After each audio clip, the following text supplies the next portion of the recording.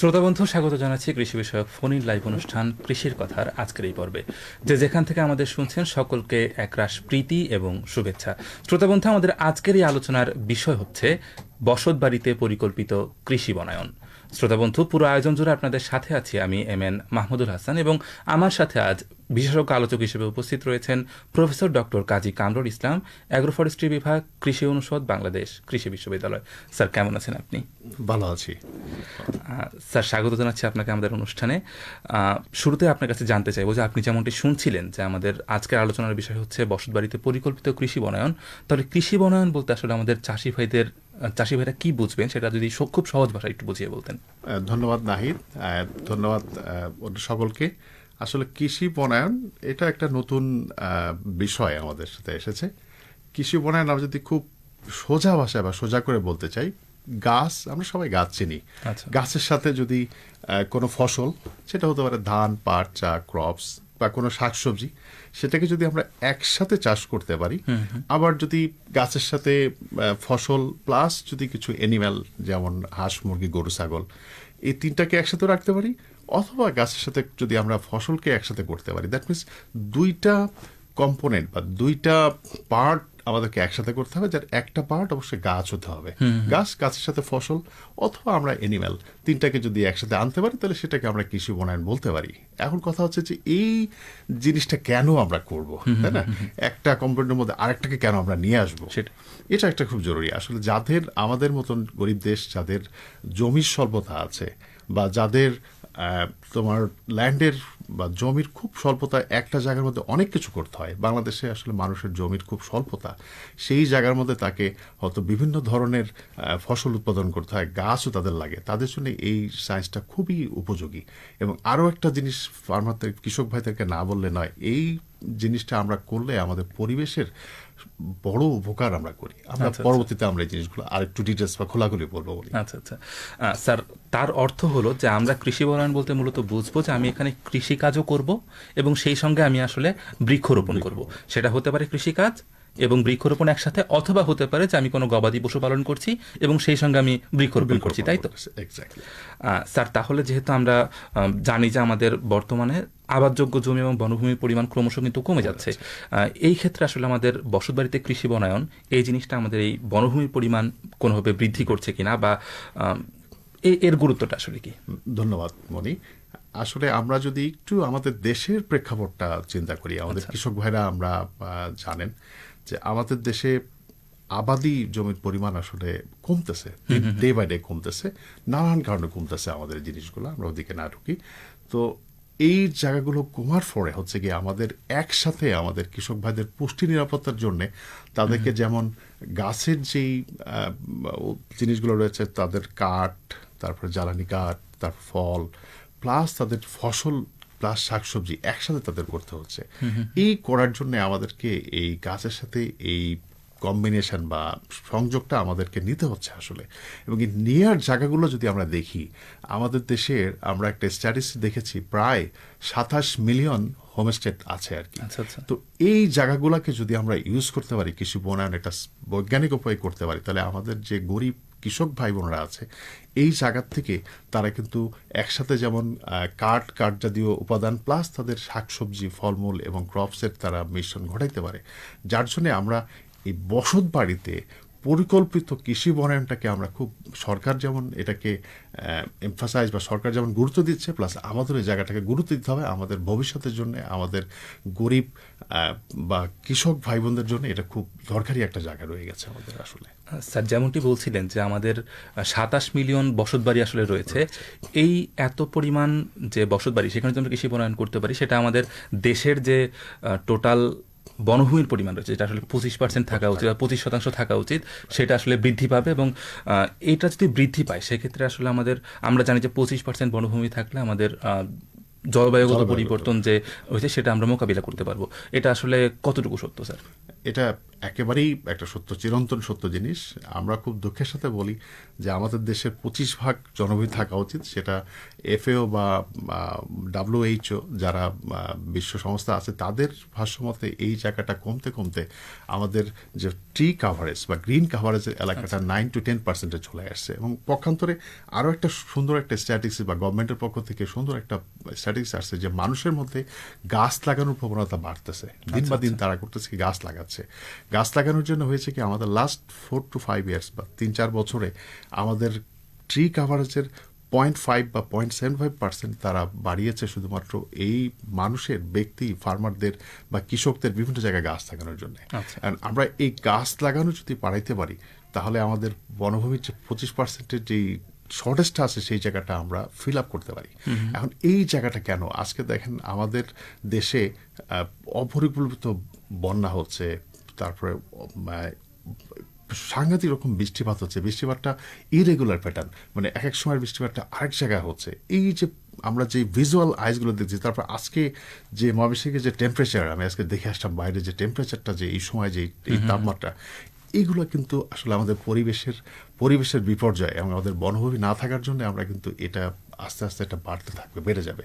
তো এই জায়গার থেকে যদি আমরা নিয়ে আসি আমাদের যে 27 মিলিয়ন বেশি যে হোমস্টেড আছে বা বসত বাড়ি আছে, সেই জায়গার মধ্যে যদি আমরা পরিকল্পিতভাবে যদি এই গাছগুলোকে ঢুকাইতে পারি, যে যাতে আমার কৃষক ভাইরা এই গাছগুলো লাগাবে, সাথে সাথে তাদের অন্য যেই রিকোয়ারমেন্টগুলো আছে, একটু ফলের চাহিদা আছে, একটু সবজির চাহিদা আছে, একটু ছোটোখাটো ফসলের চাহিদা আছে, এটা কিন্তু এই জায়গার মধ্যেই করা সম্ভব।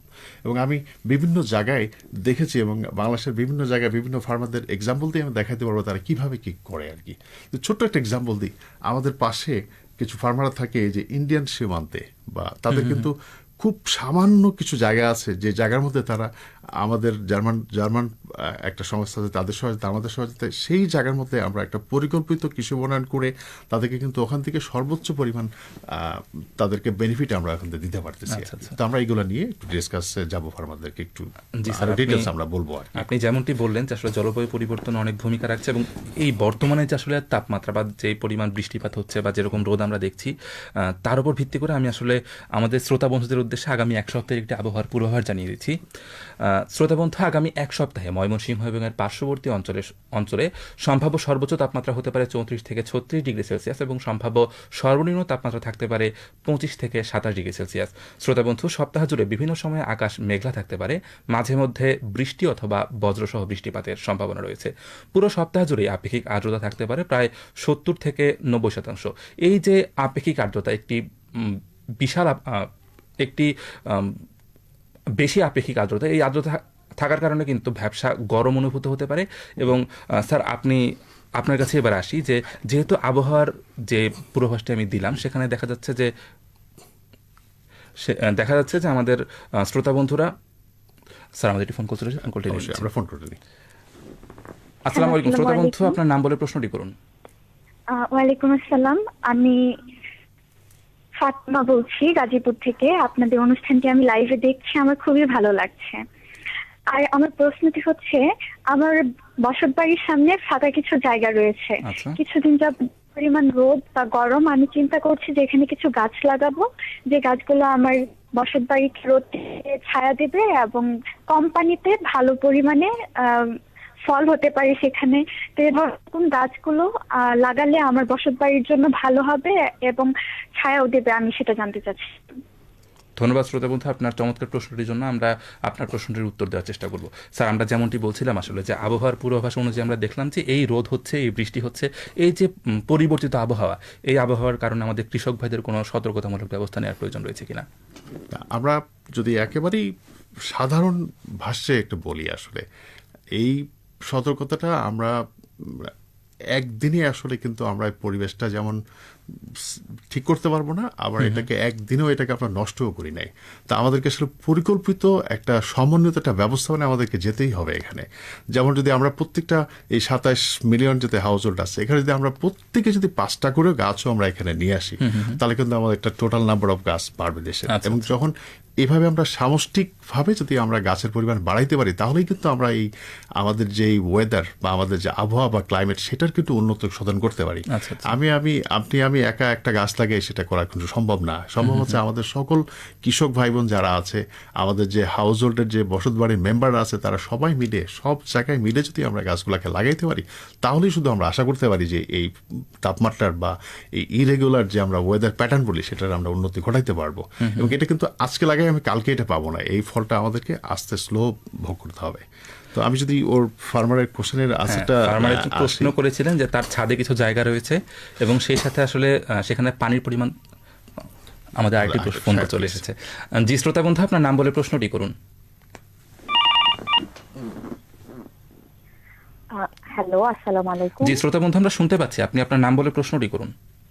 জি, আসলে দেখতে পাচ্ছি খুব ভালো একটা আয়োজন আপনারা করছেন। আসলে আমি জানতে চাচ্ছিলাম, আমি জান্নাত বলছিলাম গৌরীপুর থেকে।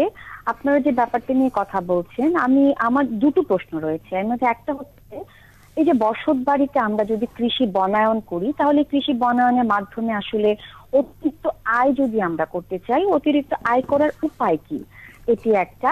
আরেকটা হচ্ছে যে আমার এই বনায়ন যদি আমি আমার নিজের বসত বাড়িতে করতে চাই, তাহলে কিভাবে আমার পরিবারের পুষ্টির চাহিদা পূরণে এটি সাহায্য করবে? আসলে এই দুটি প্রশ্ন আমি আসলে আমার উত্তর জানতে চাচ্ছিলাম। ধন্যবাদ শ্রোতা বন্ধু, সাথেই থাকুন, আমরা আপনার প্রশ্নের উত্তর দেওয়ার চেষ্টা করব। স্যার, যেমনটি বলছিলাম যে একজন শ্রোতা বন্ধু আসলে ফোন করে জানতে চেয়েছিলেন তার ছাদে কিছু জায়গা রয়েছে, সেখানে রোদ পড়ছে এবং তিনি সেখানে চান যে কিছু বৃক্ষরোপণ করবেন যাতে কম পানির মধ্যে তিনি আসলে বৃক্ষ চাষ করতে পারেন এবং সেখানে ছায়া আসলে তিনি পেতে পারেন। আপনি যদি কোনো সাজেশন তাকে দিতেন। ধন্যবাদ। আমি যতটুকু মনে পড়ে, ওনার নাম ফাতেমা, যে উনি যে কলটা করেছিল, আসলে ছাদে বাগান করাটাকে আমরা সবসময় এটা একটা শৌখিনতা বাগান আসলে বলি। এখান থেকে কোনো কমার্শিয়ালি লাভজনক বা এখান থেকে খুব যে প্রফিটেবল হয় সেটা আসলে না।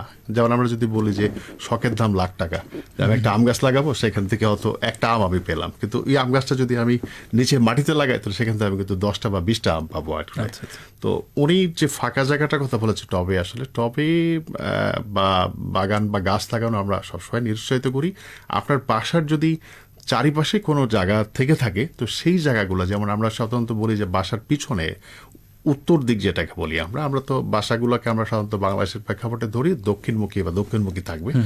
উত্তর দিকে মানে পিছন সাইডে আমরা সাধারণত যে মেহগনি গাছ বা কাঠ জাতীয় যদি কোনো ফার্মারের নিডটা থাকে, তাহলে আমরা বলি আপনি কাঠ জাতীয় গাছগুলোকে, সেগুন, মেহগনি বা যদি কড়াই জাতীয় কোনো গাছ থাকে, সেই গাছগুলোকে আপনি পিছনে উত্তর দিকে আপনি লাগাবেন।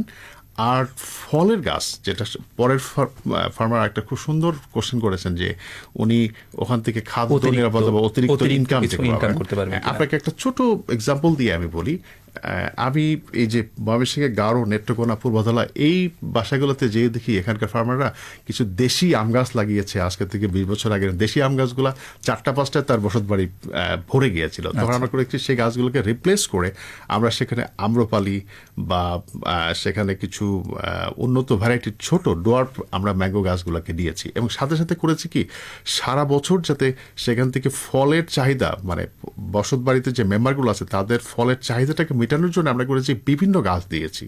যেমন কুল গাছ দিয়েছি, পেয়ারা গাছ দিয়েছি, এবং এটা পাহাড়ি বেল্ট হতে এখানে কিছু মাল্টা গাছ এবং কমলা গাছ দিয়েছি, কিছু ম্যাঙ্গো গাছ দিয়েছি। তাতে হয়েছে কি এই ফার্মার সারা বছর তার নিজের পরিবারের ফলের চাহিদাটা মিট আপ করতে পেরেছে, প্লাস এখানে কিছু উনি এই যে হাইব্রিড যে উচ্চ ফলনশীল আমগুলার থেকে বেশ কিছু ইনকামও উনি এখান থেকে করতে পেরেছে, পেয়ারা গাছ থেকে কিছু ইনকাম করতে পেরেছে। তো আপনাকে প্রথমে চিন্তা করতে হবে যে আপনার জায়গা কতটুকু আছে, সেই জায়গার মধ্যে আপনি কিভাবে প্ল্যানিং করবেন। প্ল্যানিং বা পরিকল্পনাটা খুব জরুরি। যেমন আমি পরিকল্পনার যে মূল মোদ্দা কথা যদি বলতে চাই, আপনাকে যদি কাঠ জাতীয় কোনো গাছ লাগাইতে তাহলে অবশ্যই বাসার পিছনে উত্তর দিকে লাগাবেন, আর সামনের এবং সাইডের পূর্ব এবং পশ্চিম পাশ এবং সামনের যে দক্ষিণ পাশ, এই পাশে আপনি ছোট ছোট ফলের গাছ লাগাবেন, এবং পুরোপুরি দক্ষিণমুখী যে সামনেটা থাকবে সেই জায়গার যদি আপনি শাকসবজি বা আপনার ছোট জাতীয় গাছ আপনি সেই তার ভিতরে নিয়ে আসবেন, তাহলে হবে কি আপনি আপনাদের প্রেক্ষাপটে সর্বোচ্চ সূর্য শক্তি ইউজ করে, মাটির গোড়াউন ইউজ করে আপনি সর্বোচ্চ প্রোডাকশন এখানে পাবেন। তো আপনাকে এই পরিকল্পনাটা বসত বাড়িতে শুরুতেই করে দিতে হবে। আপনি যদি প্রথমেই একটা বড় গাছ, কাঠের গাছ যদি দক্ষিণ দিকে লাগাই ফেলেন বা বাসার সামনে লাগাই ফেলেন, তাহলে অন্য কিছু আপনারা পরিকল্পনা করা ঠিক হবে না। তো এটা একটা পার্ট ছিল। আরেকটা পার্ট ছিল ওনার যে অর্থনৈতিকভাবে লাভজনক। অর্থনৈতিকভাবে লাভজনক আপনাকে এখানে করতে হলে অবশ্যই আপনাকে খুব উচ্চ ফলনশীল কিছু জাতের গাছ আপনাকে নির্ণয় করতে হবে। যেমন বিভিন্ন ধরনের আম গাছ আছে আমাদের, এখন বাড়ি ফোর একটা গাছ আছে বা যেটা নাবি ফসল, ওটা খুব ভালো দাম পাওয়া যায়। ওটা বাজারে যখন আম সব শেষ হয়ে যায় ওই আমটা আসে আর কি। তারপরে আমাদের কাছে কিছু কিউজাই আম আছে, বানানা ম্যাঙ্গো আছে, তারপরে আম্রপালি গাছ আছে। এই আম গাছগুলোর সাথে আপনি যদি পেয়ারা গাছ দেন, কিছু উচ্চ ফলনশীল পেয়ারা গাছ আছে, সাথে আপনি কিছু বড়ই, উচ্চ ফলনশীল বড়ই গাছ আপনি এখানে নিয়ে আসেন। এই ফলগুলো হলে হবে কি, আপনি এটা খুব উচ্চ ফলনশীল এবং 4-5টা গাছেই আপনার পরিবারের চাহিদা মেটার পরেও আপনি কিছু উদ্বৃত্ত আপনি এখানে বিক্রি করে আপনি এখান থেকে ইনকাম করতে পারবেন। তো আমি আপনাকে সাজেশন দিব যে আপনি যদি খুব বড় গাছ থাকে দেশি গাছ থেকে সেগুলোকে আপনি চেঞ্জ করে আপনি ছোট এখনকার উচ্চ ফলনশীল যে ফলের গাছগুলো আছে সেই গাছগুলোকে আপনি লাগান, এবং ছোট গাছগুলোকে অবশ্যই ডানে বায়ে এবং সামনের দিকে নিয়ে আসবেন, পিছনের দিকে রাখবেন। আপনি সবসময় পিছনের দিকে রাখবেন কাঠ জাতীয় গাছ, বড় গাছকে কোনোভাবে সামনে আনবেন না, তাহলে ছায়ার জন্য অন্য কোনো ফল হবে না।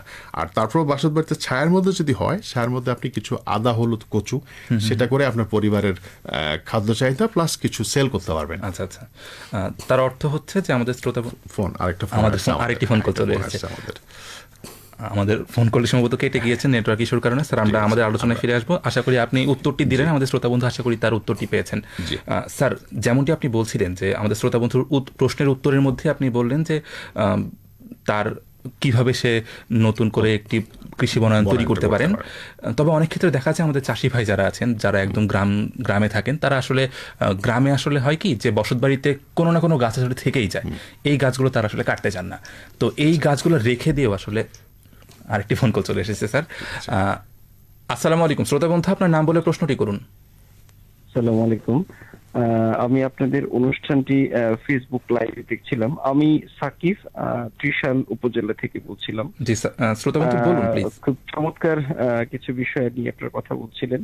তো আমি যে বিষয়টি জানতে চাচ্ছিলাম যে এখন তো আসলে জ্যৈষ্ঠ মাস শেষ দিকে, বর্ষাকাল খুবই কাছাকাছি।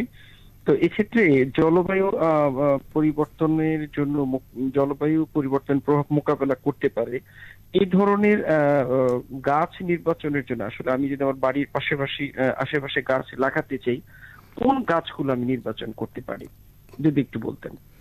ধন্যবাদ শ্রোতা বন্ধু, আমাদের সাথেই থাকুন।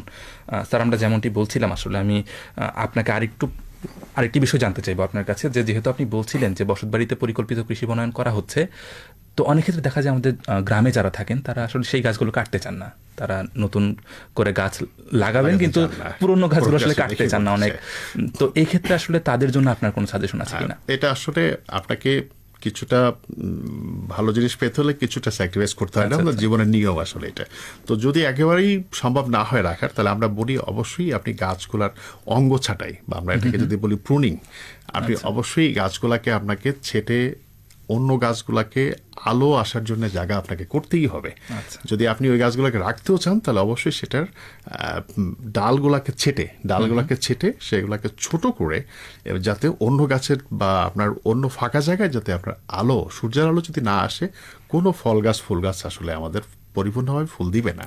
আপনাকে সূর্য আলোটা আনতে দিতেই হবে, তাছাড়া আপনি কোনোভাবেই অন্য কোনো গাছ আপনি আনতে পারবেন না। তো সেক্ষেত্রে একমাত্র উপায় হচ্ছে আপনাকে ডালগুলো ছেটে গাছগুলোকে ছোট করে রাখা আর কি। তো কাটা ছাটার একটা সময় আছে, আপনি যে কোনো সময় গাছগুলোকে কাটতে পারেন না। কাটার জন্য আমরা সাধারণত বলি যে অক্টোবর নভেম্বর, বিফোর উইন্টার যখন আসে, বর্ষা যখন শেষ হয়ে যায়, শীতের আগে আমাদের ডালগুলোকে কাটতে হয় আর কি, যাতে শীতটাও সে প্রোটেক্ট করতে পারে, প্লাস আপনার গাছটাকেও আপনার সার্ভাইভ করতে পারে। এই জন্য আপনি গাছটা কাটতে হলে শীতের আগে কেটে দিবেন, এবং সাইডের ডালগুলা যদি কেটে সোজা ডালগুলাকে রাখেন, তাহলে অন্য গাছগুলোর জন্য এটা সুবিধা হয় আর কি। এটা সোজা একটা পরামর্শ আসলে আমাদের কৃষক ভাইদের জন্য। স্যার, আমাদের আরেকজন শ্রোতা বন্ধু সাকিব আসলে জানতে চেয়েছিলেন যে যেহেতু এখন জ্যৈষ্ঠ মাস প্রায় শেষের পথে এবং তিনি জলবায়ু পরিবর্তন নিয়েও বেশ সচেতন, তার কথা শুনে আমার মনে হলো এক্ষেত্রে আসলে তিনি কি গাছ রোপণ করেছেন, কোন গাছ তিনি রোপণ করবেন সেটা জানতে চেয়েছেন। সাকিব, আপনাকে অসংখ্য ধন্যবাদ। আপনি খুব চমৎকার একটা জিনিস আপনি তুলেছেন। আসলে গাছ লাগাইতে হলে আমাদের কিছু কমন কিছু কনসেপ্ট বা কমন কিছু ধারণা আমাদেরকে রাখতে হয়। যেমন গাছ লাগানোর জন্য এখন খুব উপযুক্ত সময়, এই মাসটা আমরা গাছ লাগানোর জন্য সামনে হচ্ছে উপযুক্ত সময়। গাছ লাগাতে হলে আপনাকে কোন জায়গায় আপনি গাছ লাগাচ্ছেন, যদি ধরেন আপনার জায়গাটা নিচু জায়গা হয়ে যায়, যেখানে আপনার হয়তো পানি জমা হচ্ছে বা পানি জমতেছে, তখন কিন্তু আমরা সব ধরনের গাছ সেখানে লাগাইতে পারি না। যেমন যদি নিচু জায়গা হয়ে যায়, সেখানে আমরা আরেকটি ফোন কল চলে এসেছে, আমরা আসতেছি সাকিব, আপনার আনসারে আসতেছি আমরা। জি, আসসালামু আলাইকুম শ্রোতা বন্ধু, আপনার নাম বলে প্রশ্নটি করুন। জি, আসসালামু আলাইকুম। আমি প্রফেসর শাহাদাত হোসেন বলছি কিশোরগঞ্জ থেকে। জি, শ্রোতা বন্ধু আমার বলুন। বাড়ি হাওড়া এলাকায়। তা হাওড়া এলাকায় আমরা বাড়িতে যে সমস্ত গাছ লাগাই, দেখা যায় কি যে হাওড়ে তো বর্ষাকালে পানি থাকে, আবার বর্ষার শেষে পানি শেষ হয়ে যায়, ফলে অনেক গাছই ঠিক মতো বড় হয় না বা ভালো ফলন দেয় না। তাহলে এই সমস্ত এলাকায় কি ধরনের বৃক্ষরোপণ করলে ভালো ফলন পাওয়া যাবে এবং টেকসই হবে? এখানকার বৈশিষ্ট্যটা হলো বর্ষাকালে কিন্তু পুরো হাওর পানিতে রাখা থাকে, আবার বর্ষা শেষ হলে পানি শুকিয়ে যায়, ফলে এই প্রতিকূল অবস্থায় আর সৃষ্টি হয় গাছগুলোর জন্য। জি, ধন্যবাদ শ্রোতা বন্ধু, আমরা আপনার প্রশ্নটি বুঝতে পেরেছি। আমরা আপনার প্রশ্নটির উত্তর দেওয়ার চেষ্টা করব। স্যার, আমরা আসলে সাকিব ভাইয়ের প্রশ্নের উত্তরে ছিলাম যে তিনি আসলে কোন গাছটি রোপণ করবেন। জি, আমার খুব ভালো লাগলো। সাকিব ভাইয়ের সাথেই আমার পরবর্তী যে শ্রোতা বন্ধু ছিলেন ওনার প্রশ্নের আনসারও চলে আসবে। উনি হাওড়ের কোশ্চেনটা করেছেন। তো সাকিব ভাইকে আমি বলতেছি, যদি আপনার নিচু জায়গা হয়, যেমন পরবর্তী ভাই বলেছেন যে তার জায়গাটা নিচু হাওড়ের জন্য কিন্তু আমরা সব গাছ, যেমন আপনি একটা কাঁঠাল গাছ, আম গাছ লাগাই দিলে হাওড়ে কিন্তু পানি যখন আসে মারা যাবে। তো আমাদেরকে এখানে গাছ লাগাইতে হবে যে গাছগুলো পানি জলাবদ্ধতা সহ্য করতে পারে। তো আপনার কমন, আমাদের দেশের প্রেক্ষাপটে যে কমন গাছগুলো আছে, এখানে আমরা নাম্বার 1 যদি করি হিজল গাছ আসলে হিজল গাছের কোনো বিকল্প নাই। আমি এই কিশোরগঞ্জ থেকে শুরু করে সিলেটের যে হাওড় আছে, বাংলাদেশ সরকারের সাথে আপনার লাস্ট 2 বছর আমি কাজ করেছি। হাওড়ে একটা সার্ভে করেছি, ফার্মারদেরকে সাজেশন দিয়েছি। তো ওখানে আসলে আমরা দেখেছি যে হিজল, করচ, তারপরে আপনার কিছু মান্দার, তারপরে পিটালি গাছ, যেটা বলি আমরা, পিটালি গাছটা চিনবেন কিনা আপনি, লোকাল নাম আছে এটার, এটা যে সবুজ এরকম গোল গোল ফল হয় আর কি। এই গাছটাও প্রচন্ড রকম পানি সহ্য করতে পারে। হিজল, করচ, পিটালি, এবং যদি খুব অল্প সময় পানি থামে, ধরেন আপনার হয়তো 2 উইকস বা 3 উইকস বা 2-3 সপ্তাহ আপনার পানি থাকলো, তারপরে পানি নেই, সেক্ষেত্রে আপনি রেইন ট্রি গাছকেও নিয়ে আসতে পারবেন। তারপরে তমাল, তারপরে মান্দার, হ্যাঁ, এই গাছগুলো ছাড়া আপনি যদি অন্য কোনো ফলের গাছ বা গাছ নিয়ে আসেন, হাওড়ের মধ্যে আসলে বাঁচবে না। তো আপনাকে এই গাছগুলো একদম হাওড়ের মধ্যে যদি আপনি টিপিক্যালি বলেন, তাহলে সেক্ষেত্রে আপনাকে হিজল, তমাল, করচ, মান্দার, পিটালি এই গাছগুলোকে থাকতে হবে। আর সাকিব ভাইয়ের যে কোশ্চেনটা ছিল, আপনার যদি পানির মধ্যে একদম হাওড়ের মধ্যে থাকে, তাহলে এই গাছে আসেন। যদি একটু উঁচু জায়গা হয়, আপনার উঁচু জায়গার মধ্যে আপনি যদি সৌন্দর্যের দিকে চিন্তা করেন, যে আপনার হয় রাস্তার পাশে, আমরা কিন্তু এখানে আপনার একেবারে টিপিক্যাল ফলের গাছ আমরা না লাগিয়ে কিছু সৌন্দর্য বৃদ্ধি গাছ লাগাইতে পারি। যেমন জারুল গাছটা, সেটা কিছুটা পানি সহ্য করতে পারে, আবার কিছুটা সৌন্দর্য বৃদ্ধি করে আর কি। তারপর আমাদের কদম গাছ আছে, জারুল গাছ আছে, কাঠবাদাম গাছ আছে, মান্দার গাছ আছে কিছু। এই গাছগুলো আপনি রাস্তার পাশে নিয়ে আসতে পারেন। আর যদি একটু রিজনেবল, একটু উঁচু জায়গা হয়ে যায়, সেখানে আপনার ফল প্লাস কাঠ দুইটাকেই আপনি যদি আনতে চান, সেক্ষেত্রে আপনি সেখানে আনতে পারেন আপনি সাদা কোড়াই, কালো কোড়াই, ইপিটিপিল, মিঞ্জিরি। তারপরে আরেকটু যদি কাঠের দিকে আগাইতে চান, তাহলে মেহগনিকে আমরা বলবো। মেহগনি রোড সাইডে, মেহগনি আসলে কোনো বিকল্প নাই, খুব দ্রুত সময় এটা বাড়ে, এবং এটা ভালো একটা কাঠ আমাদের দেশে দিচ্ছে, সাপ্লাই দিচ্ছে। আরো 2টা গাছ আমাদের আছে, আপনারা নাম শুনেছেন, একটা হচ্ছে ইউক্যালিপটাস, একটা হচ্ছে আকাশমণি। সরকার আসলে ইন্টেরিয়ান গভর্নমেন্ট এই গাছ দুটাকে আসলে ব্যান করেছিলেন। হ্যাঁ, তার পিছনে অনেক যুক্তি আছে আসলে।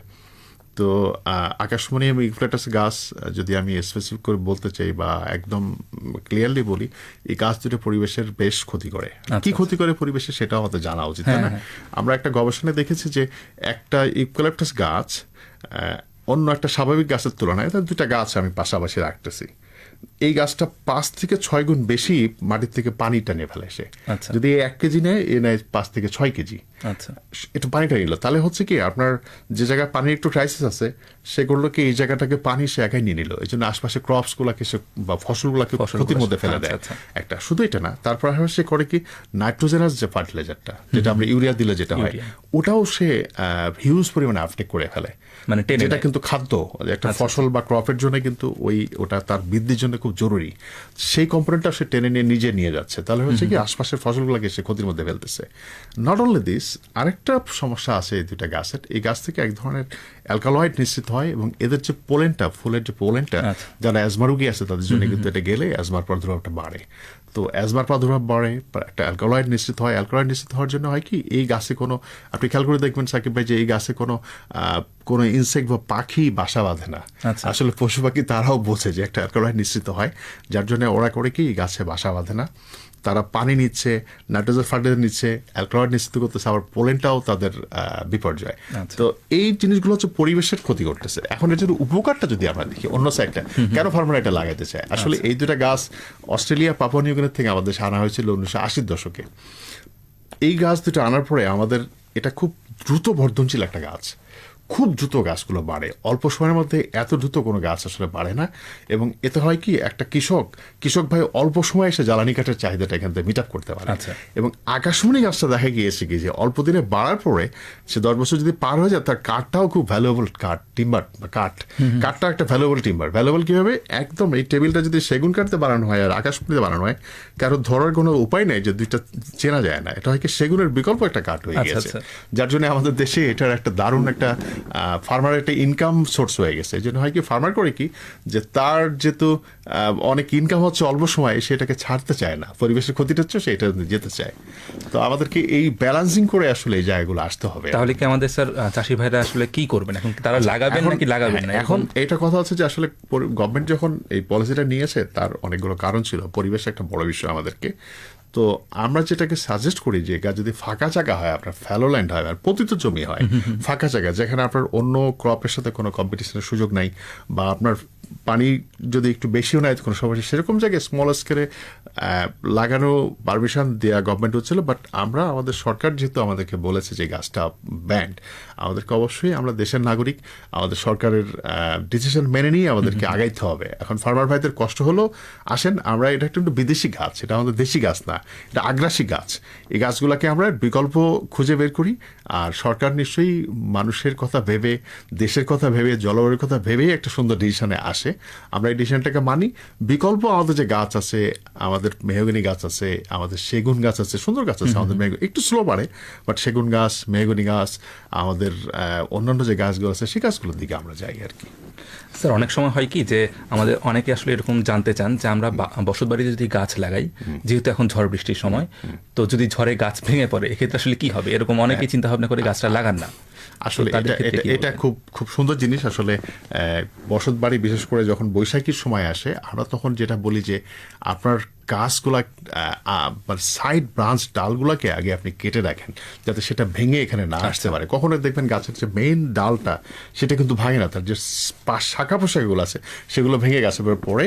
তো কিছু গাছ আছে যেমন খুব ইজিলি ভেঙে পড়ে, যেমন আপনি কদম গাছ, তারপরে আপনি ইউক্যালিপটাস গাছের ডাল, এগুলো খুব দ্রুত ভেঙে পড়ে। কিন্তু যেটা মেহগনি গাছ থাকে, এটা সেগুন গাছ থেকে ডালটা খুব কম ভাঙে। আমরা যেটা সবসময় সাজেস্ট করি, প্রতি বছর আপনি এই যে ঝড় আসার আগে, বৈশাখের আগে, শীতকালে যদি আপনি ডালগুলোকে কেটে চেটে রাখেন, তাহলে কিন্তু ভেঙে পড়ার চান্সটা আসলে থাকে না। এই কাজটা ফার্মার ভাইরা, কৃষক ভাইরা একটু করেন আপনারা। ঝড়ের আগে আপনি আপনার গাছগুলো যেগুলো আছে, বড় গাছ, যে ডালগুলো ভেঙে ফেলতে পারে, ডালগুলোকে কেটে আপনি ম্যানেজ করে রাখেন, তাহলে আমরা এই সমস্যাটা থেকে উত্তরণ করতে পারি। আবার পক্ষান্তরে দেখেন, এই গাছ থাকার জন্য কিন্তু আপনি ঝড়ের থেকে কিন্তু রক্ষা পায় আপনার বাড়ি। সেটা আপনি তো চিন্তা করেন না যে বাতাসটা যখন আপনার গাছে, আমরা যখন বলি উত্তর দিকে বা দক্ষিণ দিকে যখন গাছগুলো আমাদের থাকে, বাতাসটা এসে গাছে বাড়ি খায়, আপনার বাসায় বাড়ি খায় না, বা আপনার অ্যাসেটকে বা আপনার সম্পদকে নষ্ট করে না। গাছ কিন্তু এই কাজটাও করে। শুধু ডাল ভাঙা আমরা দেখলে চলবে না, গাছ কিন্তু উপকারও আমাদের করতেছে। আচ্ছা স্যার, অনেক সময় দেখা যায় যে আমাদের গাছটা আমি কোথা থেকে সংগ্রহ করব, এটা অনেকেই জানতে চান। তো সেটা আসলে আপনি কোনো কিছু বলবেন? এটা আসলে খুব বড় আমাদের একটা সমস্যা। আমাদের সরকার আপনার 90 দশকে এডিবি এবং ওয়ার্ল্ড ব্যাংকের সহায়তায় কিছু প্রজেক্ট হাতে নিয়েছিল, যে প্রত্যেকটা থানায় একটা করে সরকারি নার্সারি তৈরি করা। যে নার্সারির উদ্দেশ্য ছিল আমাদের এই কৃষক ভাইদেরকে বা আমাদের গরিব জনগোষ্ঠীকে অলমোস্ট ফ্রি বা বিনামূল্যে 1 টাকা বা 2 টাকা নামমাত্র মূল্যে চারা সরবরাহ করা। এবং আমি আমার ছাত্র জীবনে দেখেছি যে আমাদের ময়মনসিংহে 2টা নার্সারি ছিল, ওখান থেকে আমি যদি অ্যাপ্লাই করতাম আমাকে ফ্রি দিয়েছে, এবং 1 টাকা নামমাত্র মূল্যে আমাকে চারা দিয়েছে গাছের। তো এই সুবিধাগুলো গভর্নমেন্টের একটু বাড়াইতে হবে, কারণ নার্সারিগুলোতে আমি দেখেছি যে একটা গরিব কৃষক, সে যখন একটা আমের চারা, সে ফর এক্সাম্পল একটা বানানা ম্যাঙ্গো নাম শুনেছেন বা কিউজা ম্যাঙ্গো নাম শুনেছেন, তাকে কমপক্ষে 400-500 টাকা দিতে হয়। একটা কৃষক ফার্মারের জন্য আসলে এই 400-500 টাকা নার্সারি থেকে চারা কেনাটা তার জন্য খুব সমস্যা। সরকারি নার্সারিগুলোতে আসলে এটাই সম্ভব যে নামমাত্র মূল্যে বা একেবারেই সহনশীল, হয়তো 10 টাকা, 20 টাকা বা 30 টাকা ফার্মারের জন্য উপযোগী মূল্যে আসলে চারা দেওয়া সম্ভব, যদি সরকারি নার্সারিগুলো আমার থেকে থাকে। তো এটা ছাড়াও আমরা আরেকটা জিনিস আমরা এনহ্যান্স করি, যে কমিউনিটি বা গ্রামে কিছু কৃষক থাকে, তার বাড়িতে একটু জায়গা আছে, সেই জায়গায় সে যদি নিজস্ব কোনো নার্সারি ডেভেলপ করে, এবং এই কাজগুলো কিন্তু খুব সহজ এখন, একটা গ্রাফটিং করা বা কাটিং করা, ছোট পরিসরে সে যদি একটা নার্সারি বানায়, তার গ্রামের মানুষ সেখান থেকে কম দামে নিতে পারে। আমরা কিন্তু এটা দেখেছি। আমি পটুয়াখালীতে যখন গিয়েছি, আমি যখন রংপুরে গিয়েছি, নীলফামারীতে গিয়েছি, ময়মনসিংহে গিয়েছি, আমরা জার্মান গভর্নমেন্টের সহায়তায় কমিউনিটি বেসড, ধরেন একটা জায়গায় 8-10টা কমিউনিটি আছে, সেই জায়গায় একটা ফার্মারকে আমরা সহায়তা করে তার বাসায় আমরা নার্সারি তাদেরকে ডেভেলপ করে দিয়েছি, এবং তাকে শর্ত দিয়েছি যে এটা আমরা আমাদের টাকা করে দিচ্ছি, আপনি আপনার প্রতিবেশীকে এই চারাগুলো সাপ্লাই করবেন আপনাকে। তো এই কাজগুলো যদি করতে পারি আমরা, তাহলে কিন্তু ফার্মার জন্য উপকার হয়। তাতে কিন্তু নার্সারিতে গেলে তাদের কিন্তু অনেক টাকা লাগে গাছ চারা কিনতে। তো স্যার, আপনি যেমনটা বললেন যে আসলে সে কাটিং করতে পারে বা নিজেরা গ্রাফটিং করতে পারে, তো এক্ষেত্রে দেখা যায় কি অনেক সময় আমি যদি একটু মানে একাডেমিক ব্যাকগ্রাউন্ড থেকে বলি, সেখানে কিন্তু আমাদের যে মূল যে আছে সেই মূলটা কিন্তু মাটির গভীরে যায় না। তো এই গাছটা কি তখন আমাদের বসত বাড়িতে যেহেতু লাগাবে, সেটা ঝড় বৃষ্টিতে ভেঙে পড়ার সম্ভাবনা রয়েছে কিনা? এটা আসলে একটা ভুল মিসকনসেপ্ট। কাটিং বা গ্রাফটিং এর চারাটা, কাটিংটা ইউজ করা হয়, আমরা যেটাকে বলি, যদি একটা বেসিক সায়েন্স বলে যে আমের যদি চিন্তা করি আমরা, আমের কিন্তু লোকাল চারাটা নিচে থাকে আর কাটিংটা থাকে উপরে। আচ্ছা আচ্ছা। তো এটা আমি জানি না কিভাবে এই জিনিসটা আসলো, নিচেরটা কিন্তু লোকাল বা দেশি গাছ, তার উপরে কাটিং করে বসানো হয় আমার ডিজায়ার বা আমার কাঙ্ক্ষিত জিনিসটাকে। সো শিকড়ের কোনো সমস্যা আসলে হয় না।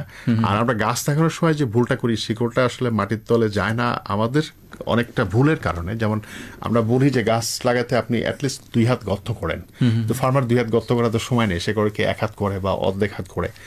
তখন হয় কি, 1 হাত বা যদি হাফ হাত গর্ত করি, ওই গর্তের নিচের হার্ড একটা লেয়ার বা শক্ত একটা লেয়ার তৈরি, আমরা যেটাকে হার্ড লেয়ার বলি ইংলিশে, বা প্লাউ প্যান বলি আর কি। তো ওই আমরা শুরুতেই বলি যে আপনি অ্যাটলিস্ট 2 হাত গর্ত করে একটু অর্গানিক বা জৈব সার দিয়ে আপনি গাছটাকে লাগান, সেই কাজটা করে না। বা একটা দুর্বল চারা বা একটা সস্তা চারা সে যখন নিয়ে আসে, তখন এই সমস্যাগুলো দেখা দেয়। কিন্তু আমরা যদি সঠিক নিয়ম মেনটেন করে আমরা যেটা করতে পারি, তাহলে দেখা যায় এই সমস্যাগুলো আসলে আর থাকে না। তার মানে হচ্ছে আমাকে পর্যাপ্ত পরিমাণে গর্ত করে গাছগুলো রোপণ করতে হবে এবং গোবর সার দিয়ে আপনার গাছ লাগাতে হবে, এবং ভালো জাতের সুস্থ চারা, কোনো ডিজিজ বা ইনফেক্টেড চারা আমরা না নিয়ে সুস্থ চারা নিয়ে আমরা লাগাবো এটা। স্যার, আমরা আলোচনা করলাম হচ্ছে কৃষি বনায়ন, বসতবাড়িতে পরিকল্পিত কৃষি বনায়ন নিয়ে। তো স্যার, যেসব পরিবারের কৃষি জমি আসলে খুবই সীমিত এবং নেই বললেই চলে, তো তাদের ক্ষেত্রে আসলে ছোট পরিসরে কোনো কার্যকর বনায়ন ব্যবস্থা গড়ে তোলা যায় কিনা? আসলে এটা খুবই গুরুত্বপূর্ণ একটা কোশ্চেন আপনি করেছেন। এটা আমাদের দেশে আমরা যদি ছোট্ট স্ট্যাটিস দেখি, 99% ফার্মার তারা তাদের 1 হেক্টরের নিচে তাদের আছে বসত বাড়ির জায়গা, এবং পৃথিবীর অন্য দেশে কিন্তু এরকম দেশ না, মানে তাদের অল্প পরিমাণ জায়গা বসত বাড়িতে। এই জায়গাটায় আমরা কিভাবে পরিকল্পিত বনায়ন করতে পারি, সেটা একটা খুব বড় একটা চ্যালেঞ্জ আমাদের জন্য। এই জন্য আমি আমার ক্ষুদ্র জ্ঞান থেকে আমি সবসময় কৃষককে সাজেশন দিব, আপনি কিছু একেবারেই কিছু বেসিক নিয়ম মেনটেন করে আপনি গাছগুলাকে লাগান। আপনি কখনো একটা মেহগনি গাছ, সেগুন গাছকে সামনের দিকে নিয়ে আসেন না, এটাকে পিছনে দেন। আপনি সারা বছর যাতে সেখান থেকে ফলমূল আপনি এখান থেকে পেতে পারেন, তার জন্য আপনাকে বিভিন্ন ধরনের গাছ আপনি লাগান। এক আম গাছ দিয়ে আপনি আপনার বাগান ভরে ফেলেন না, এক বড়ই গাছ দিয়ে আপনি আপনার বাগান ভরে ফেলেন না। আপনি এখানে বড়ই গাছ লাগান, আপনি এখানে আম গাছ লাগান, আপনি এখানে পেয়ারা গাছ লাগান, আপনি এখানে লেবু গাছ রাখেন, আপনি এখানে কামরাঙা গাছ রাখেন, আপনি এখানে আতা রাখেন, সবেতা রাখেন, যাতে আপনি সারা বছর ব্যাপী অল্প জায়গার মধ্যে থেকে আপনি এই ফলগুলো আপনি পান। এবং যারা গরিব ফার্মার আসলে তাদের খুব কষ্ট হয় বাইরের থেকে এই দামি ফলগুলো কিনে খাওয়া। আপনি যদি এই লোকাল ফলগুলো আপনি আপনার এই বসত বাড়ির থেকে আপনি যদি সারা বছর এনশিওর করতে পারেন, তাহলে আপনার যে ফিউচার জেনারেশন, আপনার যে বাচ্চাটা আছে, তাদের কিন্তু পুষ্টি নিরাপত্তাকে আপনি সামাল দিতে পারবেন।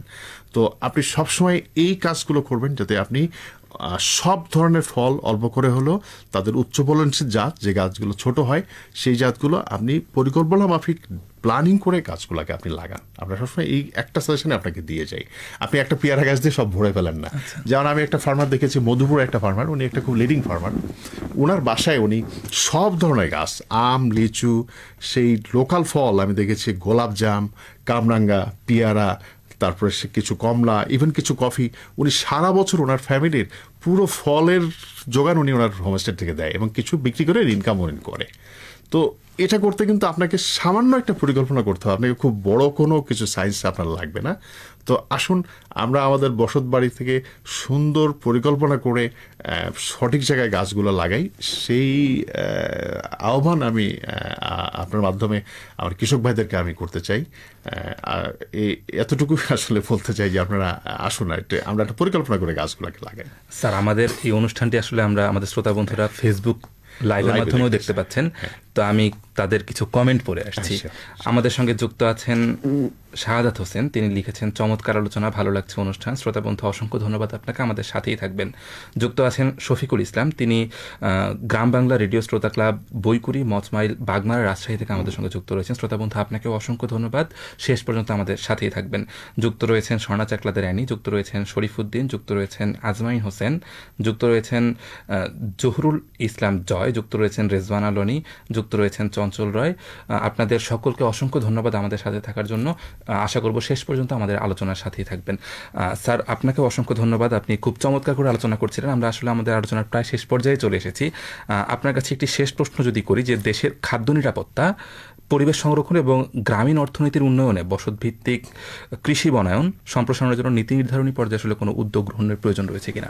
আসলে খুব চমৎকার একটা কোশ্চেন করেছেন আপনি। আমি আমার দীর্ঘ এই শিক্ষকতা জীবনে আমি আমার ফার্মারদের সাথে যেই সমস্যাগুলো আসলে পলিসি লেভেল বা আমরা যেটাকে বলি সরকার পর্যায়ে যে সমস্যাগুলো আসলে ফেস করি, আপনি নিজেও তো জানবেন যে একটা গরিব কৃষক ভাই আমার, তার বাসায় আজকে ছোট একটা সবজির ফলন হলো, সে যখন বাজারে নিয়ে সে কিন্তু একটা সিন্ডিকেট বা একটা মার্কেট মনোপলি বা মার্কেটের মধ্যে সে পড়ে যায়।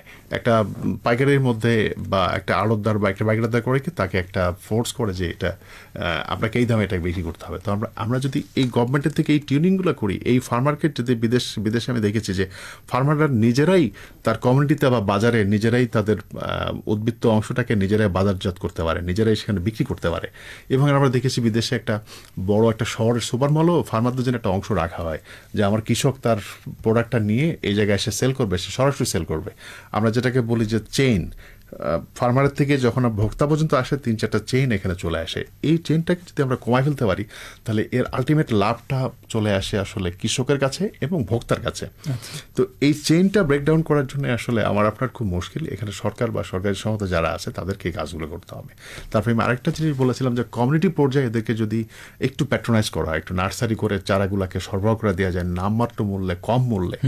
তারপরে আপনার জার্মান গভর্নমেন্ট একটা কাজ করেছে পাশের আমাদের ডিস্ট্রিক্টে, ওরা করেছে কি কমিউনিটি পর্যায়ে যে একটা জায়গা সিলেক্ট করে দিয়ে ফার্মারদেরকে সরাসরি ওই জায়গায় একটা বাজার করে দিয়েছে, তাদের টাকা দিয়ে জায়গাটা কিনে এজেলাদের করে দিয়েছে।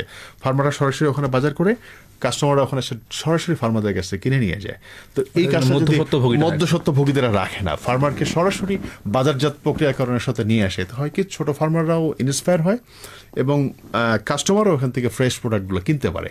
তো এটা ওরা একটা সহায়তা করে ওরা করতেছে যে কমিউনিটির মধ্যে ছোট ছোট জায়গায় তারা একটা বাজার ক্রিয়েট করে দিয়েছে, তাদের টাকা দিয়ে ইনফ্রাস্ট্রাকচার ডেভেলপ করে দিয়েছে এবং ওখানে সকাল 6টা থেকে 12টা পর্যন্ত বাজারগুলো হয়। বাজারগুলো পরিচালনা করে ফার্মাররাই। খুব সুন্দর একটা কনসেপ্টের সাথে আমি জড়িত আছি আসলে। তো আমাদের সরকার যদি এই ছোট ছোট কাজগুলো করে, এই কৃষক ভাইদেরকে একটু মার্কেটিং ফ্যাসিলিটিগুলো করে দেওয়া, একটু সস্তায় সুলভে চারাগুলাকে পৌঁছে দেওয়া, তাহলে কিন্তু তাদের মধ্যে যেই আগ্রহ আমি দেখেছি, তাদের গাছ লাগানো কিন্তু তারা খুব উদ্গ্রীব, কিন্তু তারা এই সহায়তাগুলো প্ল্যানিংগুলো তারা আসলে পায় না। তো আমি আমার এই আপনাদের মাধ্যমে এই অবদানটা রাখতে চাই, যাতে আমাদের কৃষক ভাইরা যাতে তারা স্মল স্কেলে বা ছোট পরিসরে বাজার সুবিধাটা এবং চারার সুবিধাটা যদি তারা পায় সরকারের পক্ষ থেকে, তাহলে তাদের জন্য একটা বড় রকম হেল্প হয়। এবং এই কৃষি যে বনায়নটা বললাম আমরা, বা বসত বাড়িতে বনায়ন, এটা কিন্তু অনেক সুন্দর একটা জায়গায় যে দাঁড়াবে এটা ভবিষ্যতে। স্যার, অসংখ্য ধন্যবাদ আপনাকে আমাদের সাথে থাকার জন্য, এবং খুব চমৎকার করে আসলে আমাদের এই প্রশ্নগুলোর উত্তর দিলেন এবং সেই সঙ্গে আমাদের চমৎকার একটি আলোচনা আসলে উপহার দিলেন। আপনি খুবই ব্যস্ততার মধ্যে আমাদের সময় দিয়েছেন, তার জন্য আপনাকে আবারও ধন্যবাদ জানাচ্ছি। শ্রোতাবন্ধু, আপনাদেরকেও ধন্যবাদ জানাচ্ছি পুরোটা সময় জুড়ে আমাদের সাথে থাকবার জন্য। শ্রোতাবন্ধু, আজ আমরা আলোচনা করলাম বসত বাড়িতে পরিকল্পিত কৃষি বনায়ন নিয়ে। আপনাদের সাথে ছিলাম আমি এম এন মাহমুদুল হাসান, এবং আমাদের সঙ্গে বিশেষজ্ঞ আলোচক হিসেবে উপস্থিত ছিলেন প্রফেসর ডক্টর কাজী কামরুল ইসলাম, অ্যাগ্রোফরেস্ট্রি বিভাগ, কৃষি অনুষদ, বাংলাদেশ কৃষি বিশ্ববিদ্যালয়। শ্রোতাবন্ধু, আগামী দিন আবারও কথা হবে অন্য কোনো দিন অন্য কোনো বিষয় নিয়ে। সে পর্যন্ত সকলে ভালো থাকুন, সুস্থ থাকুন, নিরাপদ থাকুন। জি, ধন্যবাদ সবাইকে। জি, ভালো থাকবেন।